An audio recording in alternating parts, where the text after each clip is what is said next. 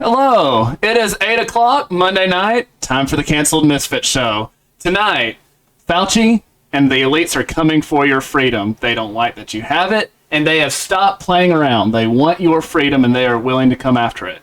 We must stand against them.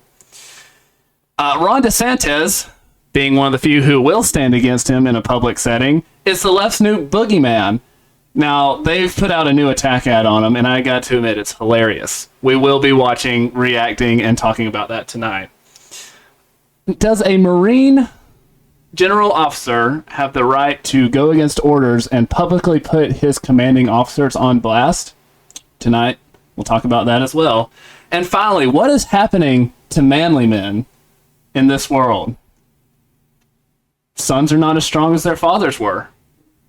There is a complete breakdown of the family. All of this we will dive into and more tonight on the Cancelled Misfits show. Here, joined by Marcus again. Marcus, say hi. What's up, everybody? Great job introducing yourself. Yeah. And we're gonna dive right on in. So Dr. Fauci, the best doctor in the country, apparently, has decided that your freedoms don't matter anymore. In fact, we have video of that right here. Let's see what he has to say. But you are a member of society. And as a member of society, reaping all the benefits of being a member of society, you have a responsibility to society. And I think each of us, particularly in the context of a pandemic that's killing millions of people, you have got to look at it and say there comes a time when you do have to give up what you consider your individual right of making your own decision for the greater good of society. And that's how he feels about that. Marcus, as I'm fixing my camera, what do you have to say about it? It sounded a lot like socialism to me. Whenever you start to talk about how it's not just about you anymore, whenever this is supposed to be a country for freedom, and how it's not about your individual rights anymore, it's about the greater good of the whole entire country. It sounds a lot like socialism, because at that point, if you don't have your own choice to do what you want, even in a matter such as a vaccine, then what's next? You not have the opinion on how to spend your money, or what to do with your free time, or where you can live, what land you can own. I agree that the most important two words that you said there are what's next. You know, it's an arbitrary line, honestly, because if, you know, it's not about our freedoms when it comes to taking the vaccine, like you said, when is it not going to be about our freedom to own land? When is it not going to be about our freedom to choose who we talk to, who we associate with, who we buy from? I mean, that's realistic concerns that comes from those in power saying it's not about your freedom. And the sad thing is, it's not just Anthony Fauci. First of all, you can't believe anything he says. I don't have any here. I should have pulled up one. There are supercuts of him going back and forth on every conceivable issue when it comes to the pandemic. Wearing masks, not wearing masks, COVID, vaccines should be mandated, should not be mandated. It's ridiculous. It's like a 10-minute supercut. You can, look it up on YouTube. It's nuts. But he's not alone. A few weeks ago, Arnold Schwarzenegger was this from USA Today, was on a show, and he was asked about it. He said, "There is a virus." No, I'm not going to do that. There's a virus here. It kills people, and the only way we prevent it is get vaccinated, wear masks, do social distancing, washing your hands all the time, and not just to think about, well, my freedom is being kind of disturbed here. Which, that's what most people on the left are saying, and that's kind of comes, in one ear and out the other. The biggest thing is no. He says, no, screw your freedom. Say what? You are the governor of one of the biggest and most powerful states in the union, and you are saying screw your freedom. What? Marcus, does this scare you at all? That the fact that these big names are coming out and saying your freedom does not matter? Who in their right mind can read that and not take offense to it? Because at that point, is guns going to be what disturbs your freedom next, or is the money you make going to disturb your freedom next? And you have to give away your money. It's that what's next person we talked about with the Fauci that's scary more than anything. And this may very well be the Democrats trying to see how far they can go. What can you make the American people do? What's scary about him saying that too is he came from, what was it, Austria? I believe that's right. And he came from behind the wall. He came from Soviet Union Eastern Bloc, and so he should know how bad it is for people where the government basically says you have no freedoms. We control your lives. We control your food. We control your land.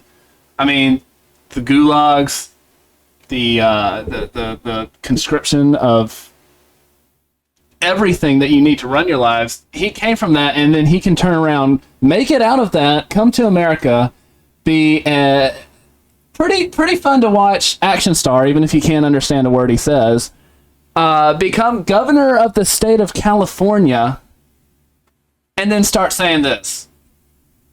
I mean, and he's not alone. There's other dinosaurs that are coming out. Howard Stern, and this is not going to be a word for word verbatim of his statement, but he was on a podcast, and he said, when are we going to stop putting up with the idiots in this country and just say it's mandatory to get vaccinated? Let's see. Curse word, their freedom. I want my freedom to live. I want to go out of the house already. I want to go next door and play chess. I want to go take some pictures. Okay. So let's just unpack that for a second. You want it mandatory to be vaccinated, right? And then you say, but because other people aren't vaccinated, I can't go next door to my neighbor who's probably also vaccinated and probably wearing a mask to play chess. If you want, you could even put the piece of plastic in between your faces if you want to. Like, there's nothing stopping you from doing this, especially with your means. There's nothing stopping you. But yet they come out and they want to take control of some, lives of people who live 2,000 miles away and say, hey, you're causing me to not be able to go do this stuff. Shame on you. And I'm just thinking to myself, how does this work? Marcus, please tell me there's some sort of there's some sort of rhyme or reason to this. I know you have a very different view from me on the vaccines, but and so what's your take on this? Well, I don't know if I say it's so different. I'm not quite as harsh as you are on some of the subjects, but last I checked, I'm still going out and doing stuff. I'm still going to church. I'm still going to Walmart if I need it. Shoot, Greg, you can set up a date. We can go play chess right now. I'm not scared to do it. And it doesn't need to be internet chess either. Like, no, we can go and talk to each other face to face. We're not scared to do that. But my thing is, why this vaccine? Why is this so mandatory? Why not flu vaccine? The flu good people too. Why is that not mandatory? But on the flip side, because I know we like to look at it from both angles. On the flip side of it, we like to look at rectangles. I've never heard that one. Well, anyways, sorry, I derailed you for a second. If you could be putting other people's life in danger when not getting the vaccine, because it's not about you in a sense, but it's about what about your old lady neighbor, Von Seal, What about her? Is her life important? You know, what if you give it to her, even though she's vaccinated, her body's so weak that she can't fight it off. But if you had the vaccine, which I don't know how great that would be with stopping the spread of it. But I would venture to say, I'm sorry to cut you off, I would venture to say most people who are not vaccinated would not go into that situation. Some would, and you're going to have outliers of anything.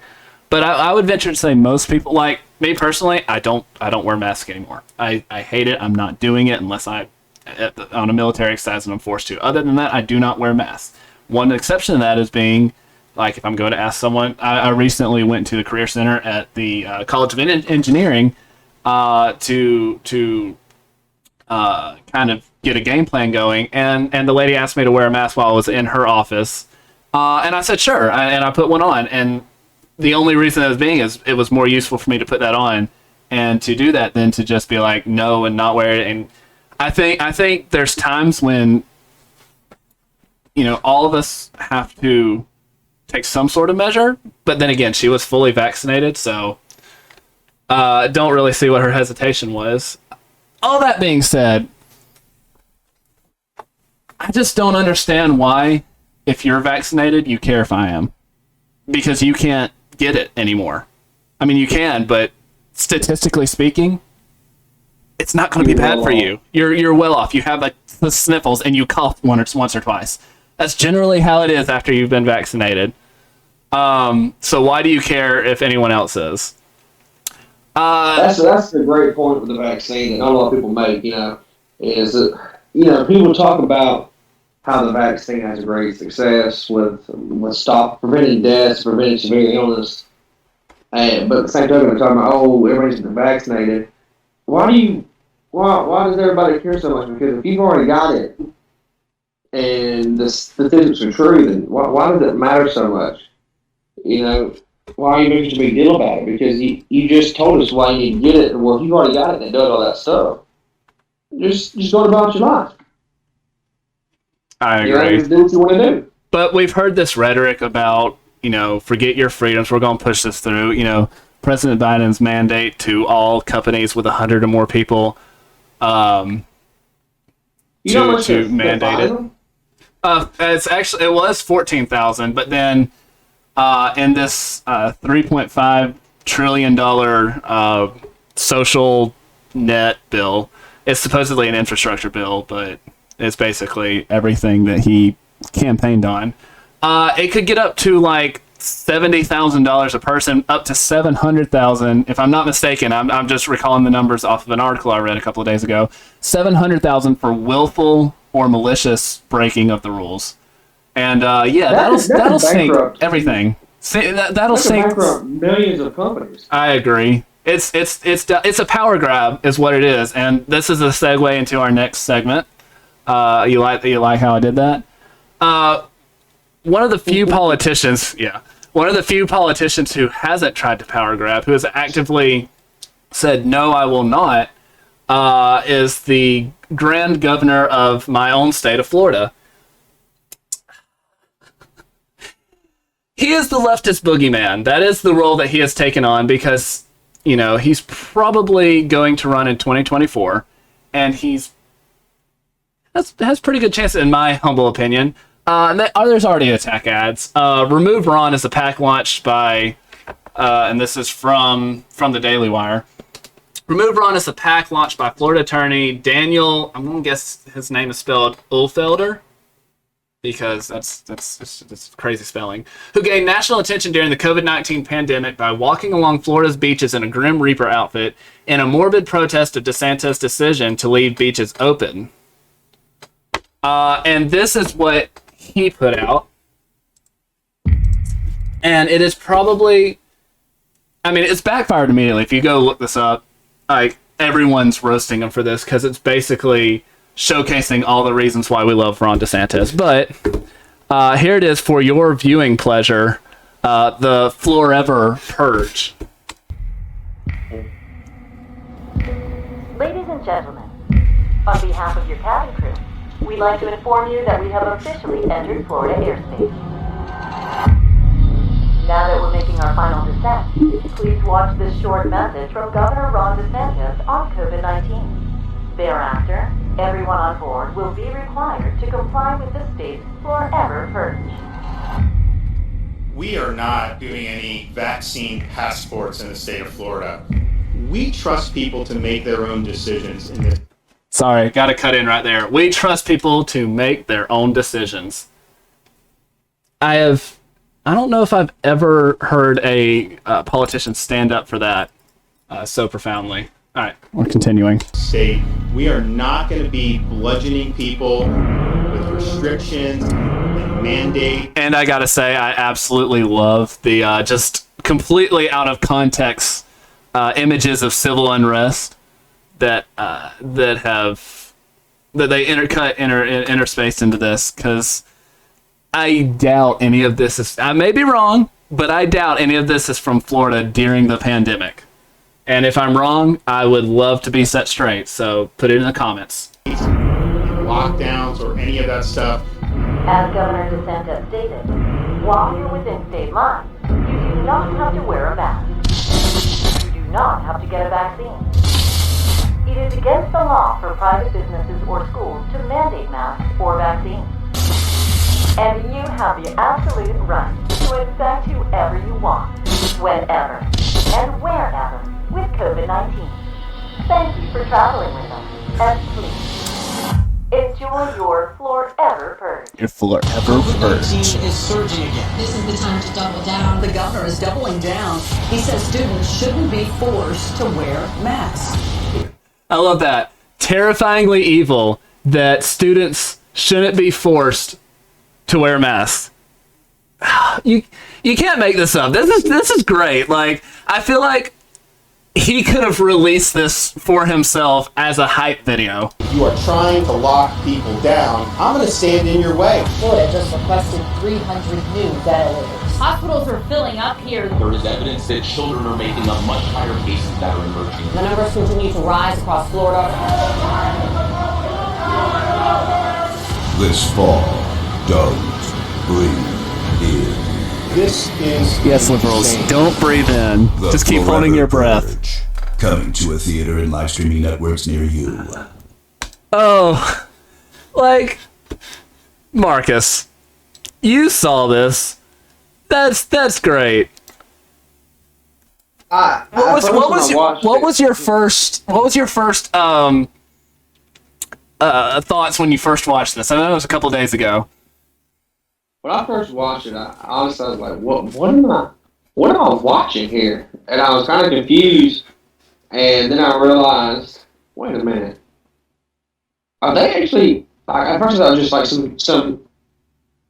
he said in the group chat about, hey, watch this, and I thought it was gonna be some meme, and I was talking about the beginning was kind of interesting. I was like, what? This ain't that funny. It's like I don't get why this would be funny. Then I realized, wait a minute, they're attacking Ronnie Boy. Why would you do that? Big Daddy DeSantis. Amen, brother. Amen. Make America Florida. Anyways, I just it's a funny video that backfired because it shows what a bunch of Republicans feel and how Ron DeSantis is standing up for him. So, and if he does run for president, and I got to say, the only reason why I don't want to run for president of the United States is because he can't be the Florida governor if he's the president. Yeah, that's true. He's been a fantastic governor. He really has. But I would rather take him in the president's seat than as Florida governor any day. Just because, I kind of want the national power grabs to slow down. Yes, and I think it was actually a great ad to show Republicans why DeSantis is the man for them, because you look at it and he's saying the exact things so many people believe in. I don't think you should be forced. It should be your choice. You're a grown man. You're a grown woman. You should make your choice. Nobody should force you. It's a free country. Nobody should force you to do it. So back to the ad. I actually did not go into this blind. I saw it on a article from Not the Bee, And for a second, I legitimately thought it redirected to the wrong website, and it was from the actual Babylon Bee, which is, for those of you who don't know, a satirical news website. I literally laughed the whole way through it because I couldn't believe that. I can believe that they were attacking Governor DeSantis. I could not believe that they were attacking him like this by showcasing the very strengths that Republicans and conservatives like, but increasingly millennials are moving towards, especially away from the very left radical position that President Biden has been adopting recently.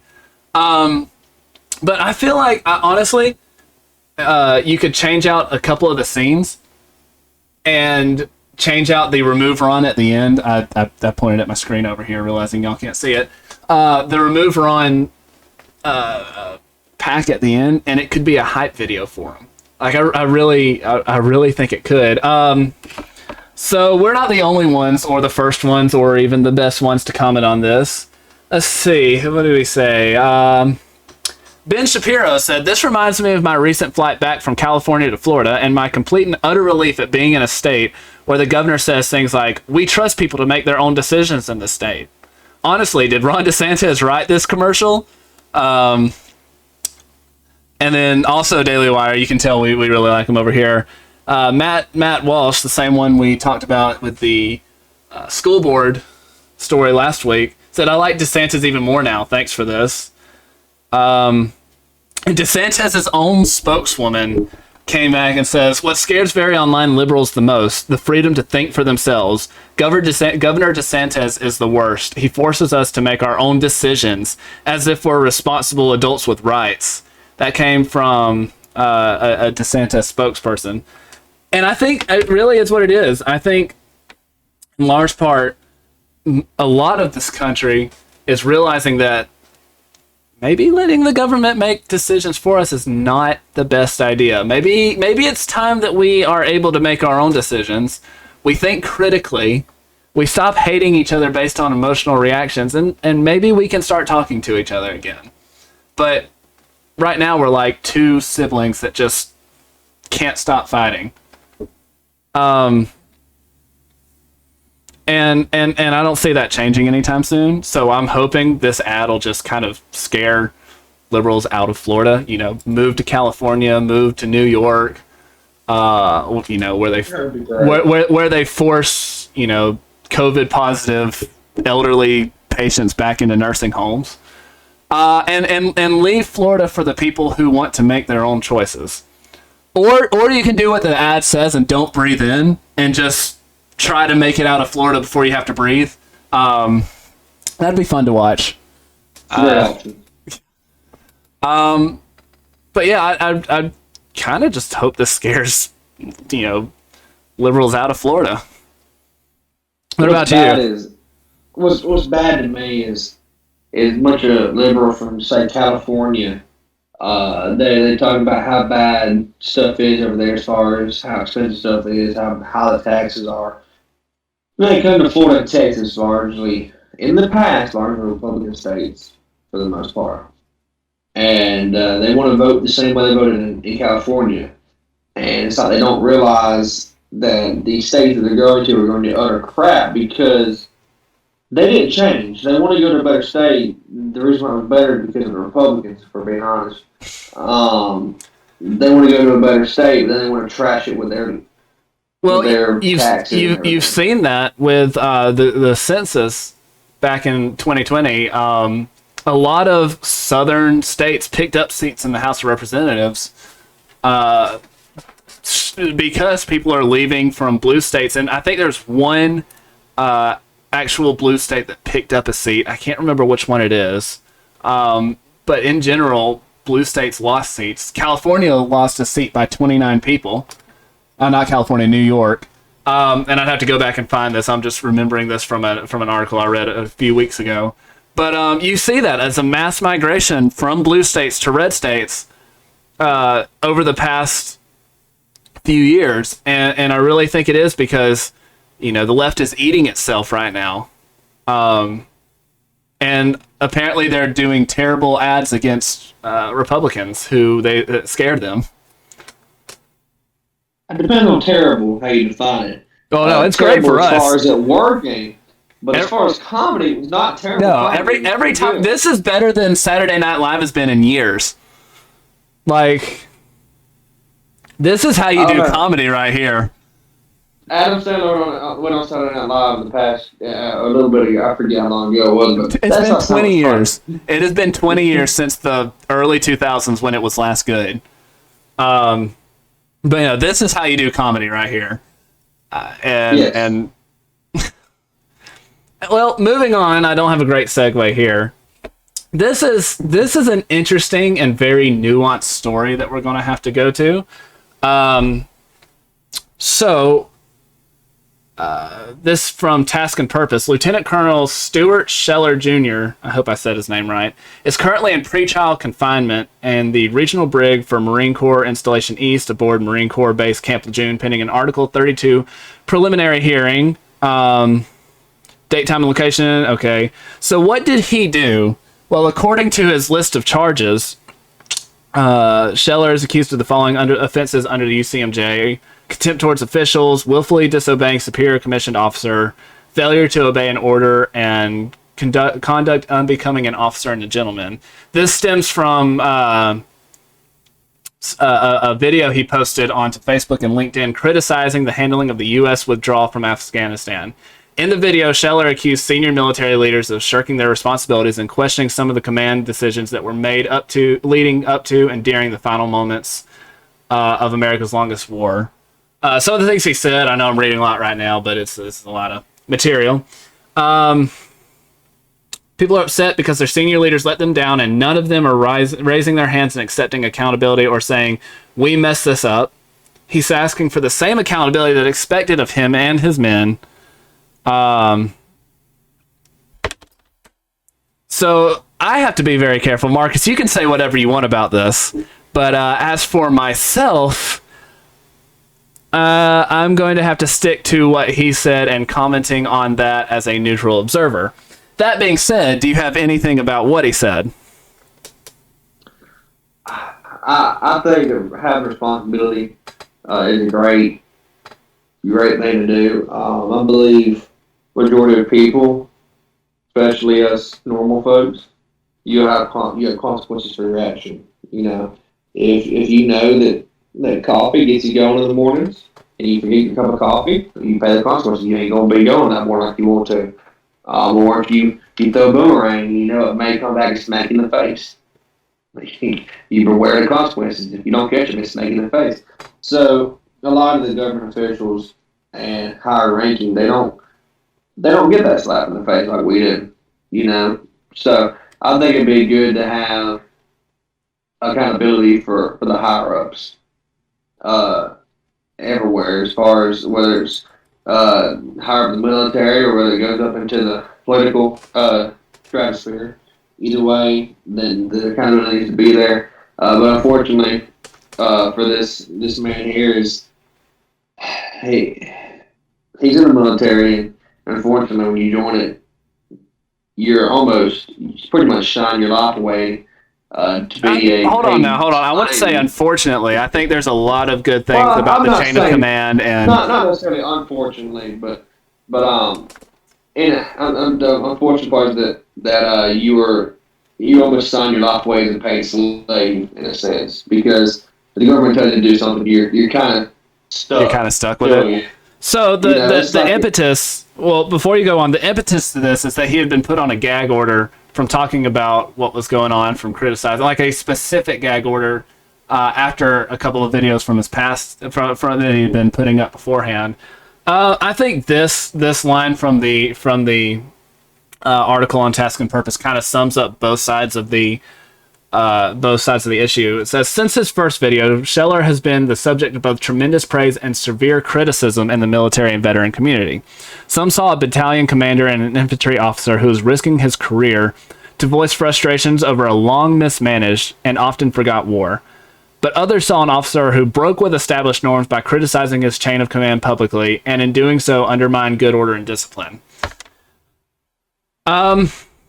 Yes, I see it. I see it from both ways. Obviously, I don't want to say if he's guilty to any of it until his trial has happened, because smarter men than me will be paneled in front of him and handing down his verdict. Yes, people should be held accountable for their actions. As a junior enlisted, if I go out and wreck a Humvee, if I go out and hit the battalion commander's vehicle, you better believe that it's not going to go well for me. That being said, if a battalion commander is showing true dereliction of duty, do I say something? Do I not? It's hard not to. You would hope someone would hold him accountable for it. But at the same time, good order is needed. There has to be discipline. There has to be a respect that flows from those who are lower to those who are higher. And it's a very, very tight tightrope to walk, because there does, again, have to be accountability all the way up and down. As for what's going on here, I'll say that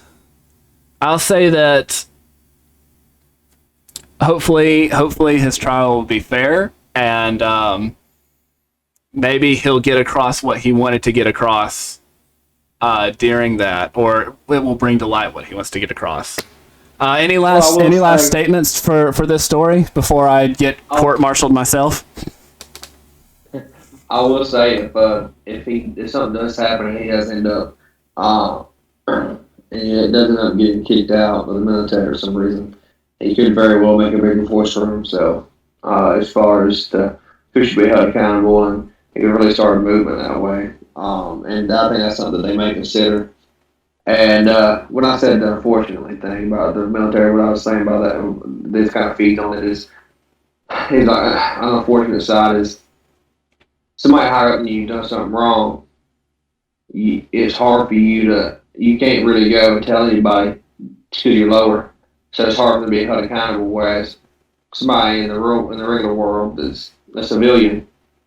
If I have a problem with my boss, he says he does something I don't like, I can just say something to him. Or if my superior says something, I can go to his superior. No problem. It may not end up the best for me, but you can still do it. Or worst case scenario, you can just go to another job. You can't really. It's hard to do that in the military. You got contracts to get a way out. You can't just. I don't like what's going on here. I'm pretty much a week. You can't do that in the military. Yeah. You can do that in the real world. So that's more where I was going with the unfortunate earlier, and that's the case here. He may not have what's going on, but he may still have 2 years on his contract. So he has no choice but to speak out. Well, regardless, he, if I remember correctly, he has been in 17 years, and some of that was combat, obviously coming from a infantry background. Well, moving on. Go ahead. Yeah, but what's bad is this right here. What he's doing could end up costing him. He served greatly for this country. If he went on tour, it could cost him an honorable discharge.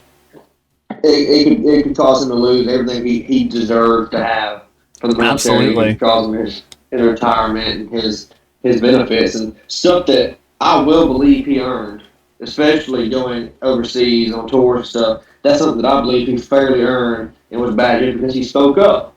If something happens and it goes the wrong way, just because he spoke up for what anybody in the regular world would do for their job, he may be punished and may not get what he truly deserved as far as serving this country. Doing your job for Walmart and going through your life on the line is two different types of doing your job. It is two different types of doing your job. Well, whatever you can say, exactly. he does exude personal courage for putting his career on the line. Like I said, we're going to get off of that before I get court-martialed. Hopefully this won't be used on my trial as evidence against me. We're going to talk about something a little bit broader now. All these stories beforehand have been stories from the news, very localized and on point. This is something a little bit deeper, a little bit more philosophical, and it's what has happened to men in our culture. I was doing some light reading earlier. In a 2016 study, the average 20 to 34-year-old man, which includes both of us, could apply 90. So today's 20 to 34-year-old men can apply roughly 98 pounds of force with a right-handed grip. Back in 1985, when they ran this study, it was 117 pounds, which is, doing all the math off the top of my head, roughly 17%. And something else that actually doesn't shock me, it should, but it doesn't. A separate survey, and this comes from Forbes.com. It's an article from 2017 that you can go back and look up if you would like. A separate survey asked men to rate themselves on a scale of completely masculine to completely feminine. Only 30%, Marcus, only 30% of 18 to 29-year-old males chose completely masculine. Whereas 65% of men over 65 said they were completely masculine. And honestly, that seems low for the older generation, but 30%, is that, like, what has happened to men? I bet if you did that same survey today, it'd be way lower than that. It would be way lower than that. Where we went 2016 to today is a tremendous, downfall. You look around and you see people, and their fathers could just, my dad even, so I consider myself among the completely masculine because I was born male. God made me male in the womb. I do not have feminine in me, which is by design. I consider myself masculine. I played sports growing up. I am in the military. I worked water well drilling, on and off for 4 years. I've been around masculine men my entire life, which is a good thing. My dad could still probably turn me into a pretzel if his knee didn't get out on him. Sucks, but that's true. And I don't know if that's just as a generation we're going downhill. But if you look through different countries, the same thing is happening. What's your take on this? Just curious. I think it has a lot to do with the liberal movement of toxic masculinity. And I think there is cases where people or men probably do take it too far, whereas thinking that they're so superior that they can beat on women. That's not right, But I think there's a mixture. I'm not sure. I found it. Don't know if I ever will, but because I tend to see myself as fairly masculine. Some people may disagree. I don't know. I would say you're very masculine. That beard you grow, I wouldn't want to see a woman be able to grow that beard. But I think there can be a fine line where a lot of us men we tend to hold our emotions in because it tends to make us look weak, and they talk about being more open. A lot of the liberals do, but as soon as you do, they kind of bash you for it in a sense. Well, I was reading an article, and it kind of completely changed my perspective on this. Generally, what does the world want out of men? Really, they want quiet conformity. That's what it is in schools. You sit there and you be quiet and you learn like that, which is terrible for young boys. That's why a large percentage is now becoming medicated to be able to sit through school and learn. But you compare that to biblical masculinity. We don't hide we're Christians on here, and you go back through the Bible and you see manly men who were compassionate, they were caring, but on the flip side of that, they burned with zeal. They had strength. You had Elijah who went out on the mountain and killed 814, I think, prophets of Baal. You know, you had David who slaughtered his tens of thousands. He was a man after God's own heart.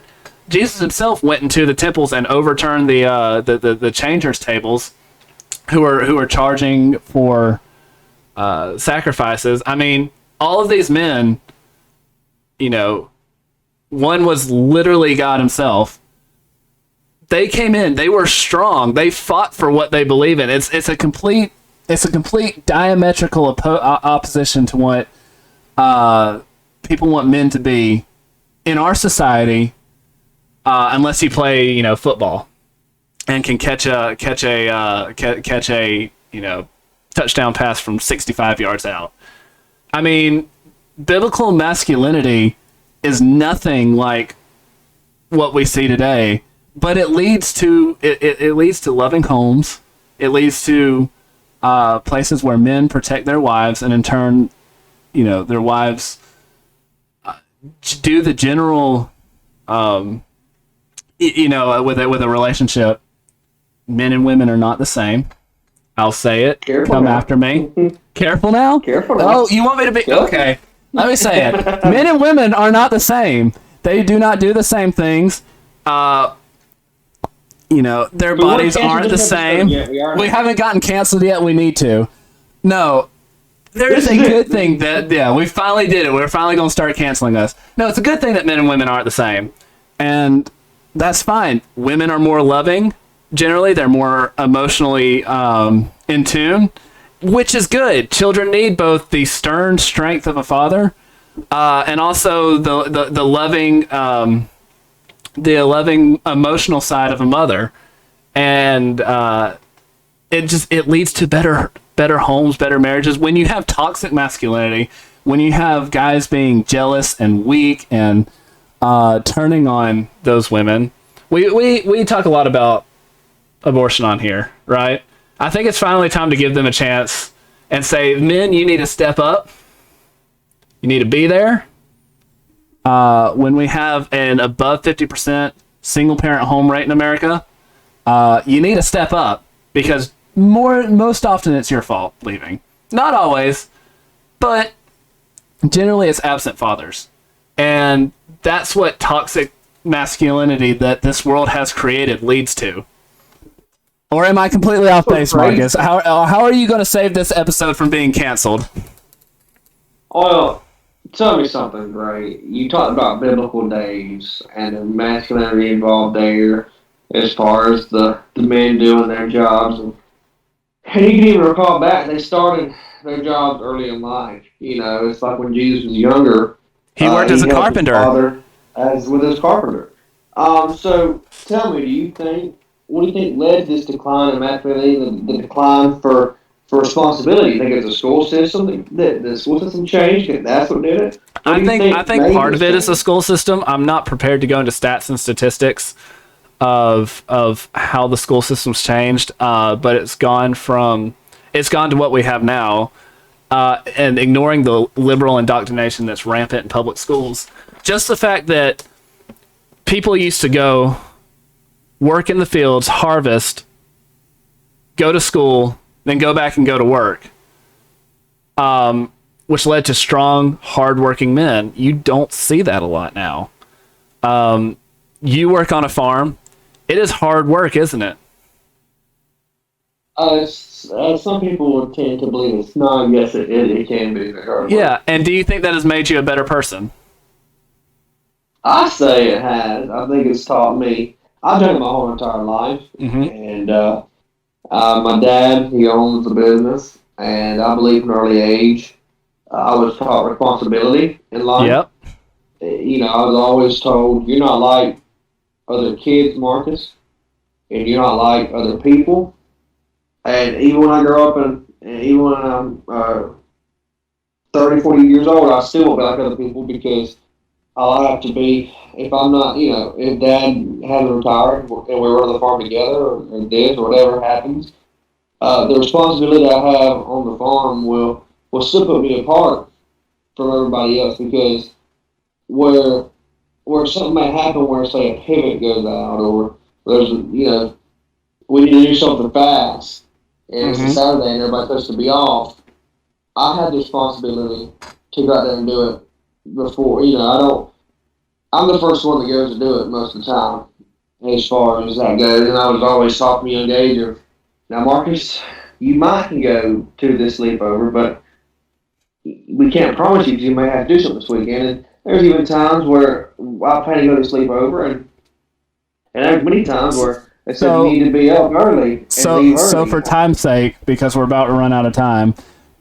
you think working? Yeah, I know. You think working like that led to a sense of responsibility, and then beyond that, you can carry that into your marriage one day and to your kids. Of you have a responsibility to them, right? Yeah, I do, and I think that's something that a lot of people are missing in life is the responsibility aspect. You're responsible for not just what you do, but you're responsible for what your actions may cause.